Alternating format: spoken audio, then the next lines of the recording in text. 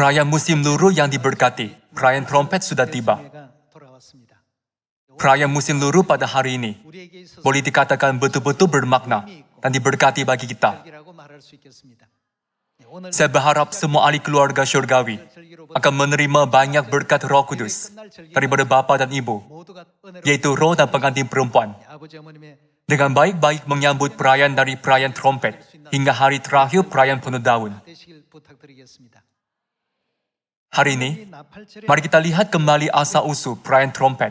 3.500 tahun yang lalu, Musa berada di Gunung Sinai dengan Tuhan selama 40 hari dan malam untuk menerima loh batu pertama yang tertulis 10 hukum. Berpuasa tanpa minum air atau makan roti. Umat Israel yang di kaki gunung berpikir, Musa naik ke atas gunung tanpa membawa makanan atau air. Dia pasti sudah mati.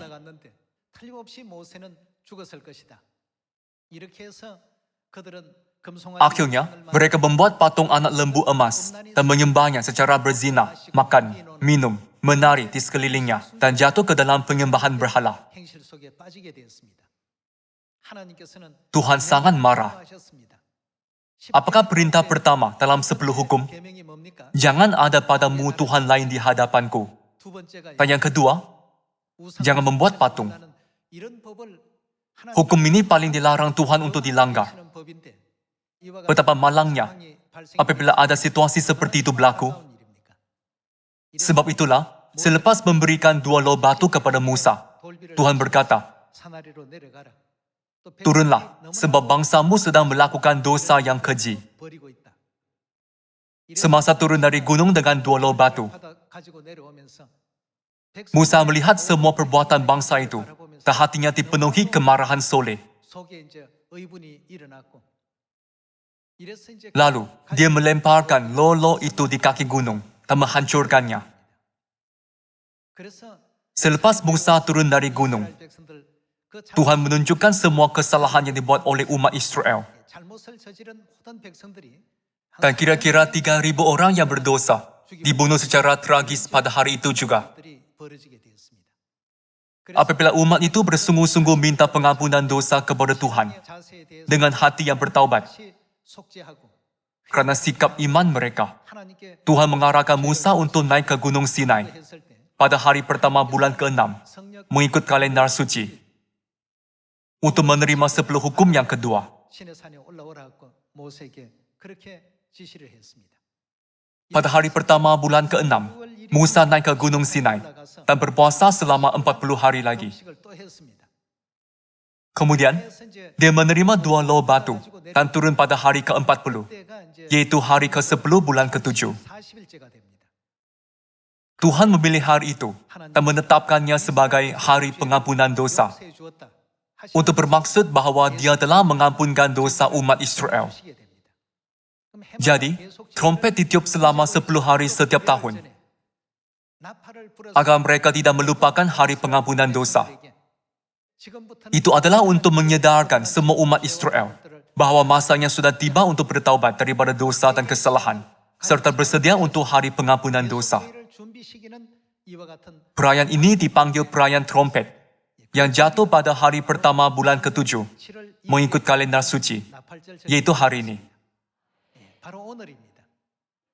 Jadi, hari ini ialah masa untuk kita menebus dosa dan bertaubat sepenuhnya daripada semua dosa yang kita lakukan di syurga dan di bumi ini. Termasuk dosa yang kita lakukan tanpa menyadari itu ialah dosa. Dengan berbuat demikian, kita berdoa kepada Tuhan untuk membuka jalan untuk kita menerima rahmat-Nya sekali lagi dan kembali ke rumah syurgawi yang abadi. Mulai dari perayaan trompet, kita berdoa pada waktu pagi dan malam selama 10 hari. Melalui masa ini, kita dapat merenungi sendiri dan bersyukur sekali lagi atas rahmat Tuhan yang dikurniakan kepada kita. Jadi hari ini, mari kita fikirkan maksud perayaan trompet melalui perjanjian lama dan perjanjian baru, ialah ramalan dan pemenuhan. Antara semua dosa yang kita lakukan, Mulai daripada dosa mengkhianati Tuhan di syurga dan diusir ke bumi ini. Semasa hidup di bumi ini pun, kita tidak dapat bersyukur atas keselamatan dan rahmat Tuhan. Tidak dapat menetapkan jalan kehidupan iman dengan betul. Kadang-kala, melihat jalan duniawi, walaupun berada di jalan ke syurga. Mulai dari perayaan trompet ini hingga hari pengampunan dosa ini, kita harus bertaubat dan minta pengampunan daripada Tuhan kerana telah menjalani kehidupan seperti itu. Seperti firman dalam buku Wahyu bab 3, tidak dingin atau panas pun boleh dianggap sebagai dosa yang besar. Jika itu bukan dosa, mengapakah Tuhan berkata, jadi karena engkau suam-suam kuku dan tidak dingin atau panas, aku akan, bagaimana? Memuntahkan engkau dari mulutku. Walaupun Tuhan sudah mengampunkan dosa besar kita yang di syurga, iman kita belum bersyukur atas rahmat-Nya dengan betul dan melaksanakan kerja yang diberikannya sepenuhnya. Walaupun itulah kebenaran yang diberitahu oleh Tuhan, kita tidak ada keyakinan terhadapnya. Semoga semasa minggu berdoa, doa kita akan membuat kita bertaubat sepenuhnya, kerana telah hidup seperti itu.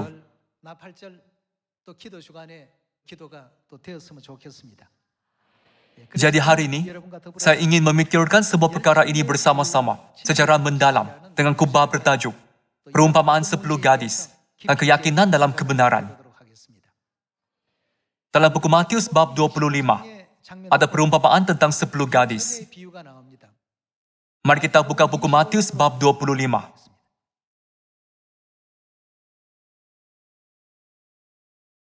Buku Matius bab 25 ayat 1.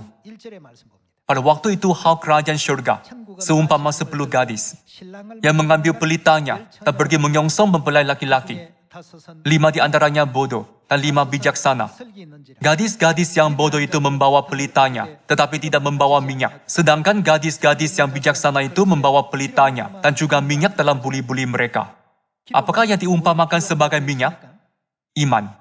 Mari lihat ayat 5. Tetapi karena mempelai itu lama tidak datang-datang juga, mengantuklah mereka semua lalu tertidur. Waktu tengah malam terdengarlah suara orang berseru, mempelai datang, songsonglah dia. Gadis-gadis itu pun bangun semuanya, lalu membereskan pelita mereka. Gadis-gadis yang bodoh berkata kepada gadis-gadis yang bijaksana, berikanlah kami sedikit dari minyakmu itu, sebab pelita kami hampir padam. Tetapi jawab gadis-gadis yang bijaksana itu, tidak, nanti tidak cukup untuk kami dan untuk kamu. Lebih baik kamu pergi kepada penjual minyak dan beli di situ. Akan tetapi, waktu mereka sedang pergi untuk membelinya, datanglah mempelai itu dan mereka yang telah siap sedia masuk bersama-sama dengan dia ke ruang perjamuan kawin. Lalu pintu ditutup. Kemudian datang juga gadis-gadis yang lain itu dan berkata, Tuan, Tuan, bukakanlah kami pintu. Tetapi ia menjawab, aku berkata kepadamu, sesungguhnya aku tidak mengenal kamu. Karena itu, berjaga-jagalah, sebab kamu tidak tahu akan hari maupun akan saatnya. 5 gadis membuat keputusan yang salah. Dan 5 gadis membuat keputusan yang betul.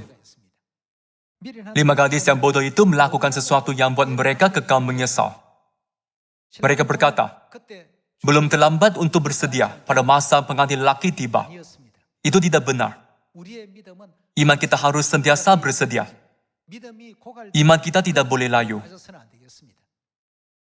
Dalam perumpamaan 10 gadis, 5 adalah bodoh, dan 5 adalah bijaksana. 5 gadis yang bijaksana itu memasuki majelis perkawinan dengan pengantin lelaki. Tetapi 5 gadis yang bodoh itu tidak dapat. Perumpamaan ini ialah ramalan yang memberitahu kita perkara masa depan. 5 gadis yang bijaksana itu menyediakan apa dengan pelita? Mereka menyediakan minyak. Bagaimana pula gadis-gadis yang bodoh itu? Mereka membawa pelita tapi tidak membawa minyak. Saudara-saudari, jika ada pelita, sudah tentu kita memerlukan minyak, bukan? Gadis-gadis yang bijaksana itu menyediakan pelita dan minyak. Tapi gadis-gadis yang bodoh itu menyediakan pelita dan tidak menyediakan minyak. Kalian, apakah yang Bapa dan Ibu ajarkan tentang maksud pelita yang perlu diisi minyak? Bukankah itu bermaksud kebenaran yang kita miliki? Bagaimana minyak? Mereka berkata bahwa itulah iman yang dapat menerangi dunia yang gelap. Jadi menurut ajaran mereka, kita dapat memahami bahwa gadis-gadis yang bijaksana itu beriman teguh terhadap Tuhan dan berkeyakinan dalam ajaran Tuhan. Bagaimana yang bodoh itu? Walaupun mereka berada dalam kebenaran, mereka kekurangan minyak, yaitu iman. Jika kita tidak berasa yakin terhadap kebenaran yang diajar oleh Tuhan dan tidak dapat berkata dengan yakin di depan orang, adakah ini bermaksud bahwa kita mempercayai Tuhan yang datang ke bumi ini? Kita harus berkata, inilah kebenaran yang Tuhan ajarkan, jadi inilah kebenaran yang akan menyelamatkan dunia. Hanya ada satu gereja di seluruh dunia yang dapat menyelamatkan dunia. Apakah gereja itu? Tuhan datang ke bumi ini untuk kita pendosa syurgawi yang ditakdirkan mati kekal. Jika kita dibiarkan, kita akan pergi ke neraka. Bagi pendosa ini, Tuhan membuka jalan kehidupan, jalan keselamatan, dan mengurniakan kita semua rahmat-Nya agar kita dapat pergi ke syurga. Jadi, kita bukan hanya perlu berasa yakin terhadap kebenaran ini, tetapi juga perlu percaya dan berasa bangga terhadapnya. Kita juga harus beriman untuk memegangkan kebenaran dan menyampaikannya kepada orang di sekeliling. Kita harus berkata dengan yakin di depan sesiapapun, jika Anda tidak percaya Ibu Syurgawi, Anda tidak dapat diselamatkan. Anda tidak dapat diselamatkan jika Anda tidak percaya Kristus Ansanghong. Di bawah kolong langit ini tidak ada nama lain yang diberikan kepada manusia yang olehnya kita dapat diselamatkan. Kita perlu dapat bermegah seperti ini. Kita perlu tanya sendiri, adakah aku ada minyak iman atau tidak? Sini, orang yang ada minyak dan orang yang hanya ada pelita dapat dibezakan dengan jelas. Sebab itulah Tuhan memberitahu kita untuk menginjil. Penginjilan boleh dilihat sebagai cara untuk memastikan sama ada kita ada minyak iman atau tidak. Ajaran yang kita beritakan bukan pikiran pribadi kita. Ajaran siapakah yang telah kita terima? Jika kita yakin bahwa Kristus Ansanghong ialah Kristus benar yang telah datang ke bumi untuk menyelamatkan manusia, apalagi yang harus kita miliki? Kita harus berasa yakin terhadap ajarannya dan sampaikan keyakinan ini kepada orang. Bagaimanakah keadaan iman umat Israel pada masa Elia?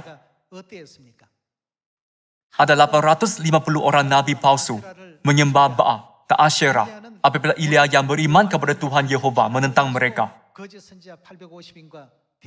Namun, umat Israel yang menyaksikan kejadian itu tidak memihak kemana-mana.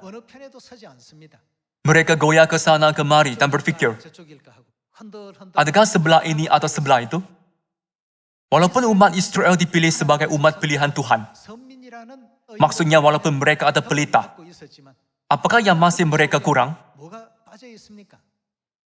Mereka tidak beriman terhadap Tuhan. Jadi mereka tidak dapat membezakan antara kebenaran dengan kepalsuan, meskipun mereka menyembah berhala Baal dan Asyerah. Ini kerana Baal dan Asyerah kelihatan sangat berkuasa. Ratu Isabel juga menyembah Baal dan Asyerah. Bilangan imam mereka juga sangat banyak. Apabila melihat mereka mempersembahkan korban, ia kelihatan sangat menakjubkan. Sebaliknya, bilangan umat Tuhan sangat kecil, serta kelihatan lusuh dan serba kekurangan. Umat itu goyah walaupun mereka berkata mempercayai Tuhan Yehova. Akhirnya, ada perlawanan antara semua nabi palsu dengan Elia, bukan? Mereka memanggil nama dewa mereka sepanjang hari, dari pagi hingga waktu mempersembahkan korban petang, dan mengharapkan jawapan. Tapi tiada jawapan dari syurga. Pada masa itulah, Elia mengalahkan mereka semua. Katanya kepada mereka, seperti yang kamu lihat, dewa mereka bukanlah apa-apa. Itu hanyalah dewa yang dicipta oleh manusia. Tapi Tuhan kita tidak seperti itu. Elia menyuruh umat itu mendekatinya dan dia mempersembahkan korban kepada Tuhan. Apabila dia memanjatkan doa kepada Tuhan melalui mazbah, kejadian yang menakjubkan berlaku. Api turun dari syurga dan membakar habis korban serta ari di dalam parit. Bukan? Pada masa itu, umat itu teragak-agak. Jadi, Elia berseru dengan susah hati, "Berapa lama lagi kamu akan berjalan tempang dengan hati yang bercabang?" Ini karena dari sudut pandangan rohani, minyak mereka sudah habis. Walaupun mereka ada pelita dan dipilih oleh Tuhan untuk menjadi umat pilihannya, mereka tidak ada minyak. Jadi, mereka kurang arif terhadap berhala dan tidak berasa yakin terhadap Tuhan. Jadi, umat itu berkata apa akhirnya selepas Elia menang dalam perlawanan dan menghapuskan semua nabi Baal? Mereka berkata, "Yehova, dialah Tuhan." Jika kita berpikir, adakah aku sekarang ada minyak iman atau tidak? Kita boleh mendapat jawaban hanya apabila kita mendedahkan Ibu Syurgawi kepada orang ramai dengan keyakinan dan menunjukkan iman untuk membuktikannya. Bukankah ini menandakan bahwa kita ada minyak iman? Sebab itulah Tuhan suruh kita menguatkan hati semasa di dunia ini. Mari kita lihat buku Yohanes bab 16.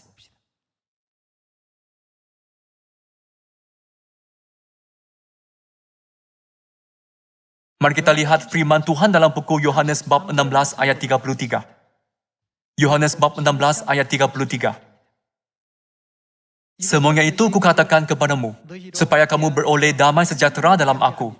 Dalam dunia kamu menderita penganiayaan, tetapi kuatkanlah hatimu." Apakah yang dia suruh? Kuatkanlah hatimu. Aku telah mengalahkan dunia. Jika kita mengikut jalan yang dilalui oleh Bapa dan Ibu, tidakkah kita juga dapat mempunyai iman untuk mengalahkan dunia? Cahaya kebenaran tidak boleh disembunyikan di bawah lantai. Dulu apabila orang menyalakan pelita, adakah sesiapa menyembunyikannya di bawah lantai? Bukankah ia diletakkan di tempat yang tertinggi, agar seluruh rumah dapat diterangi? Dalam arti kata lain, cahaya harus memainkan peranan untuk mendedah. Misinya bukan untuk menyembunyikan sesuatu, tapi mendedahkan sesuatu. Kita harus mendedahkan Bapa dan Ibu, gereja kita, dan kebenaran juga. Karena siapakah yang memberikan kita semua ajaran ini? Jika ini ialah ajaran Tuhan, pasti tiada ajaran lain yang dapat menyelamatkan dunia. Kalau begitu, apakah yang harus kita sediakan sekarang? Sekarang kita perlu mengukur berapa banyak minyak iman yang kita tinggal. Janganlah kita berpuas hati dengan hanya mempunyai pelita, yaitu menjadi ahli gereja Tuhan secara luaran. Kita harus betul-betul yakin tentang semua kebenaran yang dinyatakan Tuhan. Kita harus menganggap masa kita mempercayai serta menakuti Tuhan Bapa dan Tuhan Ibu sebagai masa yang paling gembira, dan berazam untuk mengikuti jalan ini sampai akhir. Inilah sebab para rasul dan nenek moyang iman tidak berputus asa, walaupun mereka menghadapi banyak situasi yang boleh buat mereka berputus asa. Melalui Alkitab, kita mengetahui bahwa mereka bekerja sungguh-sungguh demi Injil, dengan harapan untuk mengubah bumi, yaitu kota pelindungan ini menjadi dunia Tuhan, dan membimbing dunia untuk bertaubat dengan menginjil di Samaria, dan sampai ke hujung bumi. Mari kita memeriksa sendiri, sama ada kita betul-betul berjalan di jalan iman, sambil melihat ke arah syurga, atau melihat kehidupan di bumi ini. Saya berharap tiada orang akan melepaskan kerajaan syurga abadi dan jalan kehidupan kekal yang dibimbing oleh Bapa dan Ibu.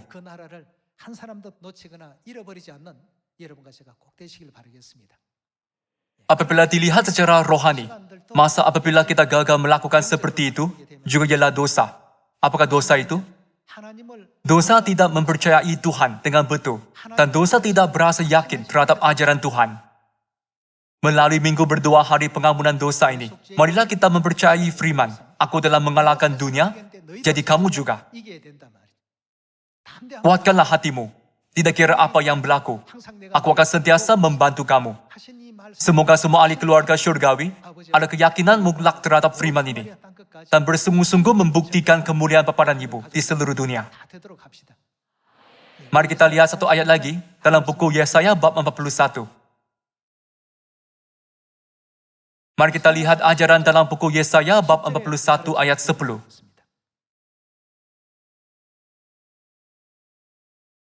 Bab 41 ayat 10. Janganlah takut, sebab aku menyertai engkau. Janganlah bimbang, sebab aku ini Tuhanmu. Aku akan meneguhkan, bahkan akan menolong engkau. Aku akan memegang engkau dengan tangan kananku yang membawa kemenangan. Buku Yesaya bab 41 tertulis bahwa Tuhan akan menolong kita. Adakah Anda mempercayai firman ini? Adakah Anda yakin? Kalau begitu, tiada apa lagi yang perlu kita pikirkan. Tuhan sendiri membantu dan menguatkan kita. Dia berkata, janganlah takut, sebab aku menyertai kamu sampai akhir. Dia memberi kita janji ini sebagai jaminan. Dalam arti kata lain, Tuhan telah menulis nota janji. Ia lebih senang difahami jika Anda melihatnya dengan cara ini. Mari pergi ke ayat 12. Engkau akan mencari orang-orang yang berkelahi dengan engkau, tetapi tidak akan menemui mereka. Orang-orang yang berperang melawan engkau akan seperti tidak ada dan hampa. Sebab aku ini, Tuhan, Tuhanmu, memegang tangan kananmu dan berkata kepadamu, apa? Janganlah takut, akulah yang menolong engkau. Tuhan terus berkata, akulah yang menolong. Jadi siapa dapat melawan kamu di dunia ini? Siapa berani menentang aku? Aku akan menolong kamu. Aku akan berpihak kepada kamu. Seperti ini, Tuhan sentiasa memberi kita kekuatan. Ayat 14. Janganlah takut, hai si cacing Yakub, hai si ulat Israel. Akulah yang menolong engkau. Demikianlah firman Tuhan. Dan yang menebus engkau ialah yang Maha Kudus, Tuhan Israel. Tidak kira apa situasi atau kedudukan kita, kita harus dipenuhi keyakinan untuk memegangkan Tuhan kita. Kita harus berasa yakin untuk memegangkan gereja kita. Dan fakta bahwa kebenaran yang diajar di gereja kita ialah kebenaran yang diajar oleh Tuhan. Adakah Tuhan akan bantu gereja yang menyambut ibadah hari Ahad? Adakah Tuhan akan bantu gereja yang sambut Christmas? Atau gereja yang tiada Paskah? Apakah gereja seperti itu menyelamatkan dunia?